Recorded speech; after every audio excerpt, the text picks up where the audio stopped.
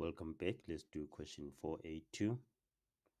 We are required to find the sum of all the terms in the sequence.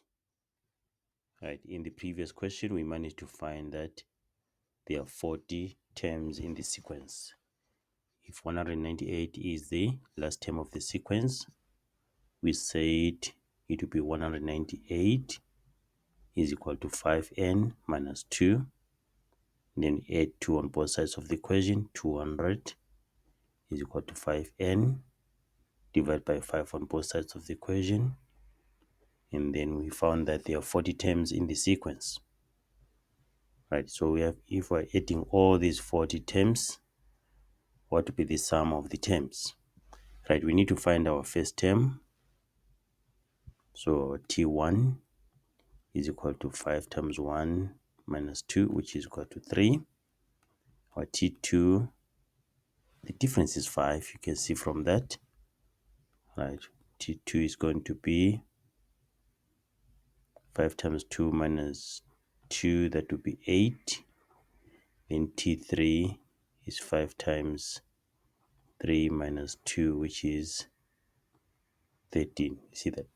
So we have our first term, and then our difference is 5, and then our n is 40. So we can use the sum of arithmetic series as n is equal to n over 2, 2a plus n minus 1 d. Alright, sum of the 40 terms is equal to 40 divided by 2, and then 2 times the first term plus 40 minus 1, and then our difference is 5. Okay. Alright, we can put this whole thing into the calculator as it is. Okay, you can put this whole thing into the calculator. We get that the sum of 40 terms is equal to 4020.